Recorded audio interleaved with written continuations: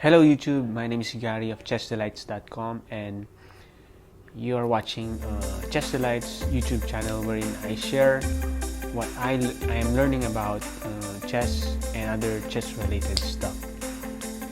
So in this video we're going to talk about what is castling in chess. Where castling is one move that uses two pieces.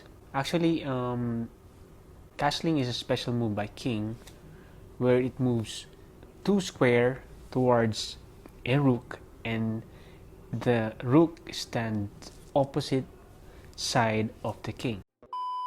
Okay, so castling is a special move by king where the king moves two squares towards a rook and the rook goes opposite the king.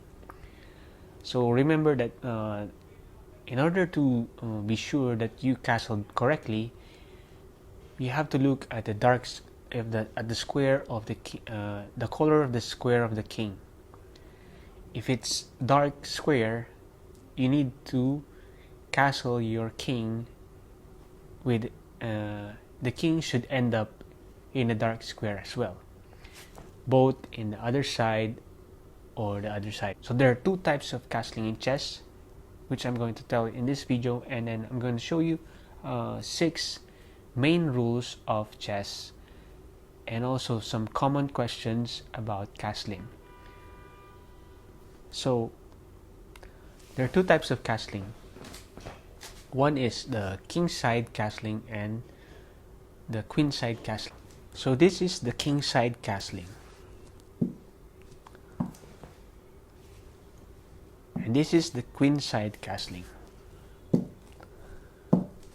If you notice, the color of the square of the king in its initial position is the same color where it ended. So that's an easy way to remember if you correctly castled in a chess game.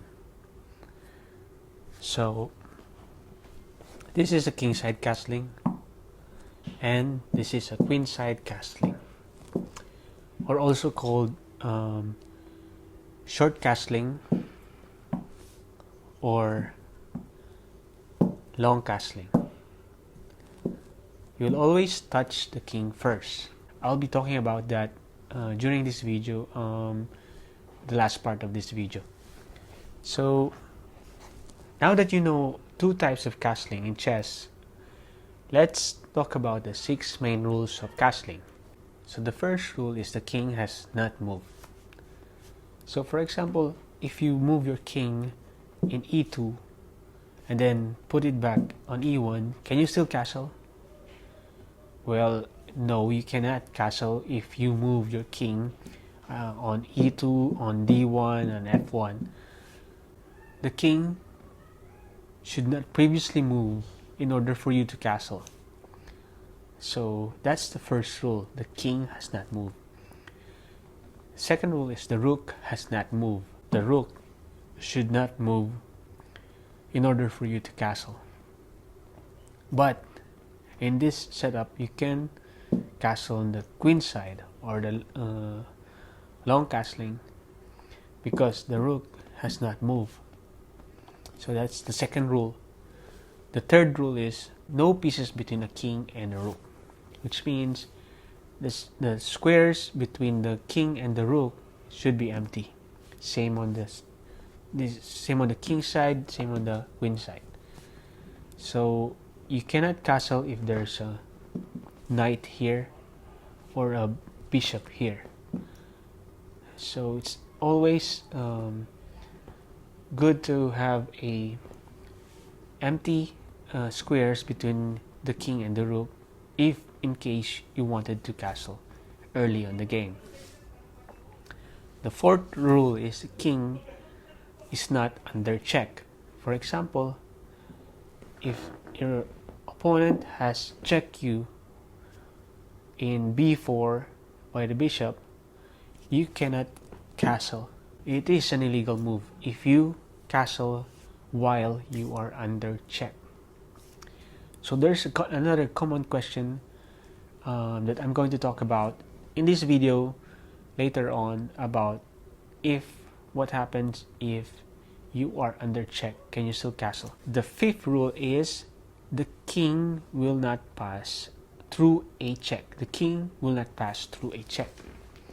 For example, if the bishop is here, and it's attacking the G square, which means the king cannot castle if an opponent is attacking a square. You cannot pass through a check because you'll still be under check if you pass, because it's an illegal move to pass through a square that is being attacked by your opponent. So castling is not allowed. Castling is not allowed in this situation. The last rule is king will not be checked once castled. Just like the example of the fifth rule, the king will end up under check. For example, so the king will be checked once it castles. So this is also an illegal move. It's almost the same as passing through a square that's under attack. So those are the 6 main rules that you need to know about castling. Now let's go and answer some of the most common questions that beginners are asking about castling. Number 1 is, can you castle if the rook is under attack? For example, let's say your rook is being attacked by a bishop, black bishop. Can you still castle? Well, the answer is yes. You can still castle as long as first the king and the rook has not moved. There are empty spaces, empty squares for the king and rook to castle, and then the king will not be under check. So you will have to think about the 6 main rules before you castle. And yes, you can castle even if the rook is being attacked. The second question is, can you castle if you block the check? So for our last example, what can you castle if your king is under check? You cannot castle, but if you block the check, for example, you block the check with a pawn, now you still can castle with this type of situation, because first you haven't moved the king yet, so you are still allowed to castle because you just move your pawn or another piece to block the check. Technically you did not move the king, so you still can castle. Third question is, what is the purpose of castling? Well, for my research, I think you need to, I'm gonna add a description in this video wherein the history of castling will be explained.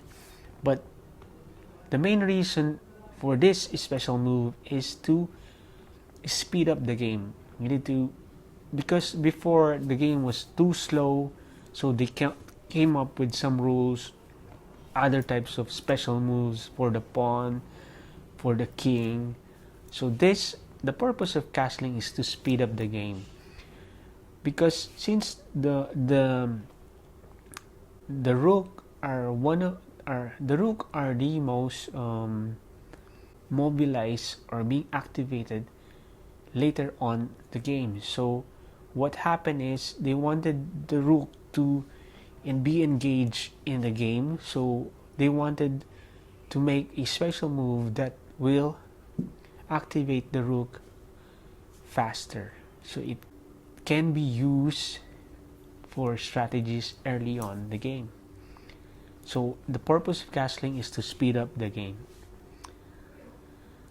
So one of the questions is, if you're castling, you cannot touch the king first. Well, that is wrong. You have to touch the king first before you castle. So you have to touch the king, because castling is a king's move. Although you're moving two pieces at the same time, castling is a king's move. If you move the rook, it's no longer a castling. You actually intend to move the rook. If you touch the king, you can either move one square or you have the option to castle if the 6 rules are met during the game. And then last common question by beginners are, does the king goes to the end where the rook is placed? Well, no. The castling move, as I said before, in order to check if you're castling correctly, just look at this, the square of the king. It should always end up the same color as where the king was set up initially. So if my king is in the dark square, it will end up on the dark square. Same thing when castling on the queen side, it should end up 2 squares but on the same color as where the king was initially set up. So that's it. I hope you were able to learn something about castling, and don't forget to like and subscribe to my channel. See you in the next video.